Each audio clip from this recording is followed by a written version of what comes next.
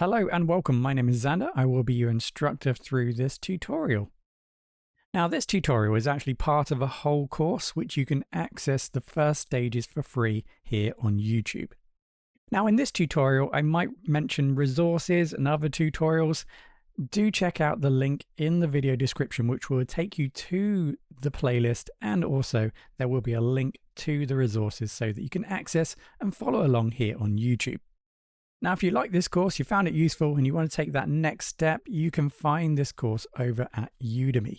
All the links to the resources can be found in the video description. Now, don't forget, also subscribe to the channel for weekly promotions, discounts, and free course giveaways. In the previous tutorial, we learned how to connect to our Postgres database. So now we're ready to create and manage databases with SQL. In this tutorial, we learn how to create and drop database tables. Now, I will eventually get tired or forget to tell you, but as this is the start of the course, just to remind you that we are working with a Docker database. If you do happen to miss the previous tutorial, so do make sure that is all up and running. There is instructions at the start of the course. There is a Docker file here which will create a Postgres database in a Docker container. We're going to use that, connect to that in order to run our SQL commands. We have already seen how to connect to our Docker container, so you can copy and paste or type in if you want to try and convert this to memory.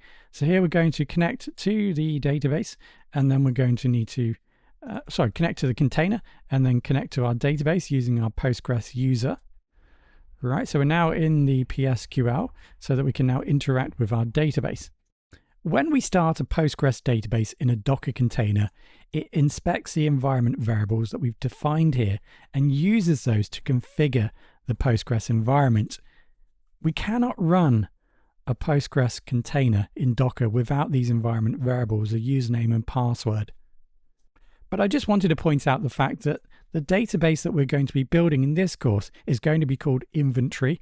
And you can see that we are building that automatically by passing that information into these environment variables, which get used when the Postgres database first initializes. So this database is automatically created.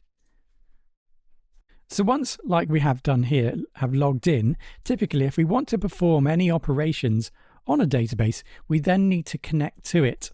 Now we can do that when we log in, but just to show you how to connect to another database, there we go. So we're now connected to this second database, this inventory database, and now we can go ahead and perform some actions on that database if we wish. So let's just connect back to the other database, our Postgres database here.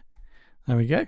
And now let's learn how to actually create a new database. So to create a database is really simple. You just run the create database command and then the name of your database. So let's go ahead and do exactly that. So here you'll notice that a lot of commands are in capitals. Now, what you will find in PostgreSQL is that SQL commands are in fact case insensitive. That means that they can be written in uppercase or lowercase or mixed case, and they will be interpreted the same way.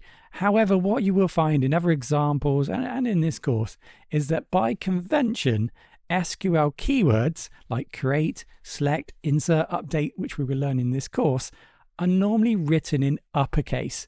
And that makes the SQL code more readable and distinguishable between the SQL commands and the other parts of the query.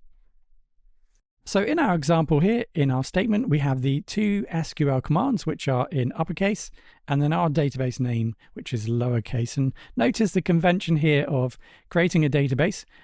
Here I am using all lowercase, and where you want to create a database with two names, notice that the words are separated by the underscore. So let's just go ahead and build this database. Notice that we have the semicolon at the end to indicate the end of this statement. So this should then be run by the database. There we go. So what is returned is this create database, which indicates the fact that this database has probably now been created. So now that we've created our database, we can go ahead and list if we prefer, or if we wanted just to access all of the database names, we can use this select statement right here. So just copy and paste it in. And then it looks like we've got to press enter to have a look at some more. and we can see that the new database has been created. Don't forget, if you want to avoid the more and remove back to the terminal, press Control C on the Mac and a similar command on the Windows machine. Right, so with that set, let's now think about dropping a database. So this is fairly simple. The command needed here is, well, drop database. It's as simple as that, and then specify the name of the database. So we then drop the database, and then of course we can go ahead and check to make sure that was complete. And you can see we now have 4 rows, so the database has now been deleted. Now you might be wondering why I showed you how to connect to multiple databases or connect to a database. A common mistake is to try and drop a database while you are connected to it. So to drop a database, you must connect to a different database. So what you will find is that when we create a Postgres database service, the username, this is going to be used to actually build a database, an initial database, or a management database sometimes, as it's called. So what you'll notice that when this database starts, or when we created this database, if we can find it, the command here, you'll notice that there is a Postgres database, and we can use this as a management database, meaning that whenever we want to perform actions on other databases like deleting it, we can connect to this database in order to actually perform the operations on those other databases, including, in this case, deleting a database. Because, like I said, you cannot drop or delete a database while you are connected to it. The default behavior when we log in to our Postgres database is to connect to the default or management database that's been created. So let me just show you that. So here, for example, when we connect, so if you haven't quit, just go ahead and first quit. Apologies, I didn't show you that. I quit out of the container or out of the Postgres command line tool. I'm now in the container. So I'm going to go ahead and run the PSQL command again. So when we connect to the database, like that, what's happening is behind the scenes, we're actually connecting to this default management database that's been created called Postgres. And it was because of that, because I was connected initially to this management database, that I was able to create a new database and then delete that other database. As a final note, which might be useful at some point, sometimes you want to, in development, delete all the data, but you want the database to remain. And for that, you can use the trungate table command.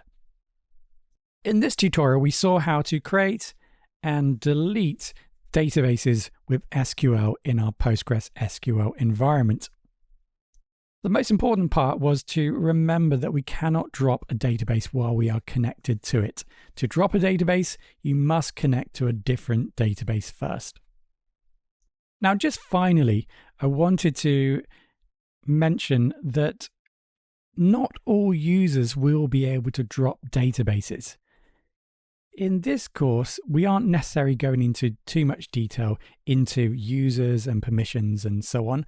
But what is important to understand is that when we connect to our database, we are connecting using this user that we created here when we initialize the Postgres container.